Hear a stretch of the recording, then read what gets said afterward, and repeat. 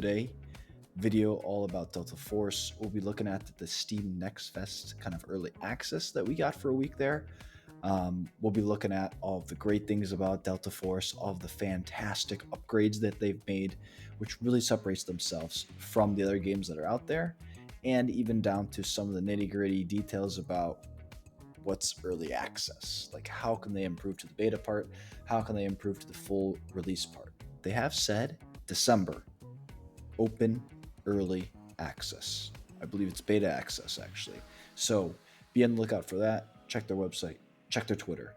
They're going to be dropping a lot of notifications and posts, all that stuff. So be ready for that stuff. So today, let's dive right into it.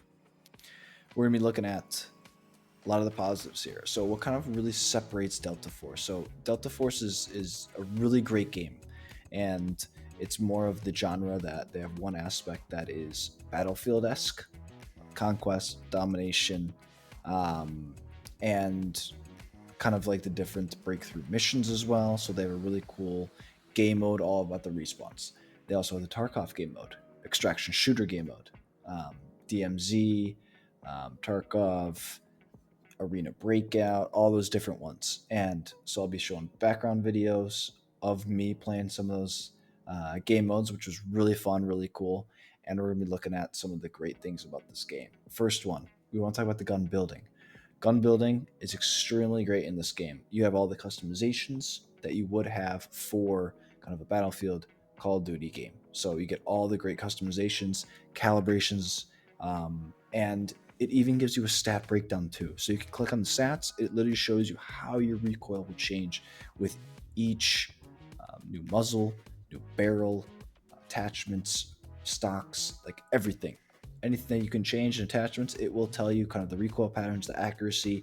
It'll tell you how all of that changes. So you can physically see, not just a number, which is something that it really separates itself from Call of Duty, Battlefield. Those games just tell you stats, raw stats, but it really doesn't give you a visual of what changes and how that looks. So great job by Delta Force for doing that. That is the best thing for building guns. And on the topic of gun building, you can copy and paste somebody else's. You can copy and paste yours. You can share yours. So once you save your loadout with your gun, your calibrations, attachments, all of that stuff, you can save, import in from one of your buddies, one of your streamers that you like to watch. You can import in their class, boom, right away. Everything's in there, from all of their attachments to even all the way down to their calibrations. You can literally be your favorite streamer. You can just be the same class as your friends. It's a great system. You don't have to manually copy over every little detail that they do, which makes this so much better. So thank you for that, because that was an amazing change for this game. Another thing about this game that I love is kind of the arcadey, casual aspect of it. Definitely not super sweaty, slide canceling, all these b-hop jumping craziness that is in like Call of Duty and Apex and all those other kind of games that can be from that sweaty, aspect, to even Tarkov, which is very, very realistic, that you have to worry about your inventory and all the sounds that you make and all those different things. Like, even in the extraction part, you don't really need to worry about all of those.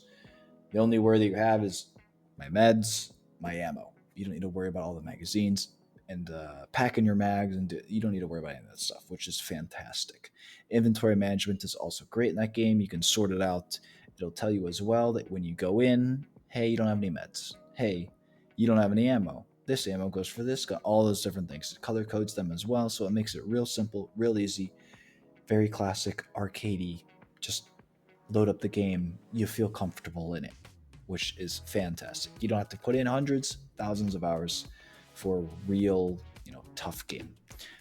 Certain guns are also locked to certain classes of characters, which I absolutely think is a must need.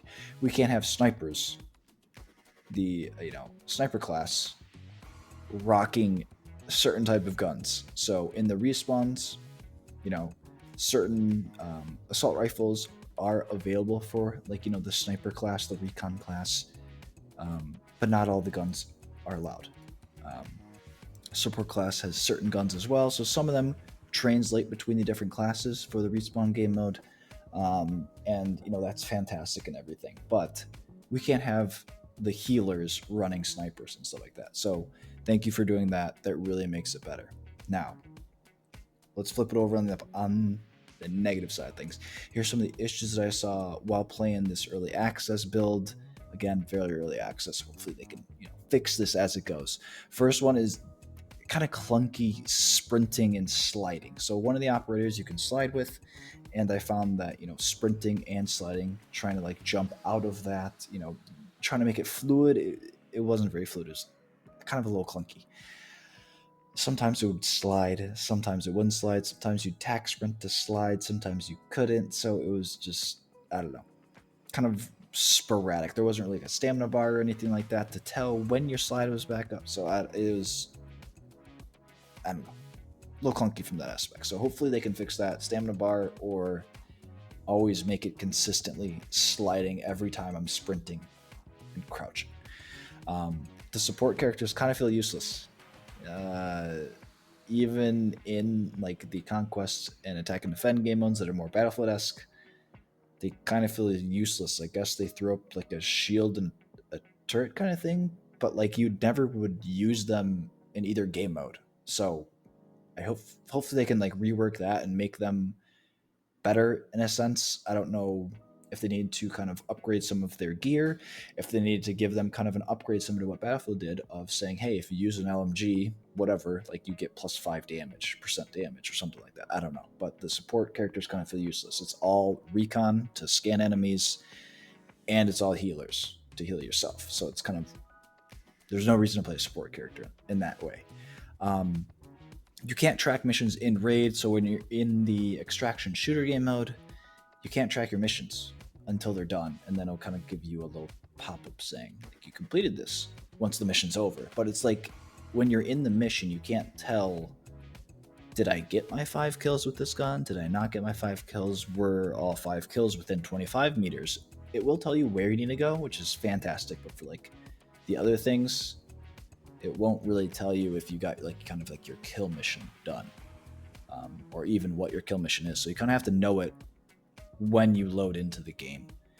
It doesn't really show a good progress of it, or at least I haven't been able to see that.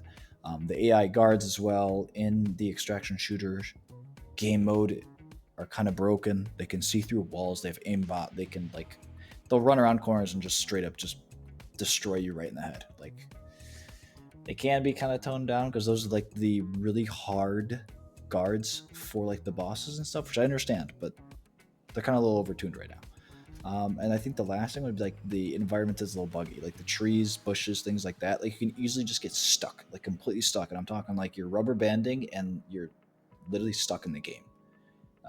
Like people are running around and playing the game, but your guy accidentally walked into a tree or tried to jump into a tree, and now like you're just stuck there. Like your character's literally tied down to it, like chained on a leash to the tree. So hopefully they can fix that. But I think kind of those are the 5 things that really stand out for some of the issues moving forward. Definitely want a smoother gameplay. Fixing the environment is a huge aspect of it, and tracking missions as well too. Obviously with the early access can definitely understand there are some things that they need to work on and build into.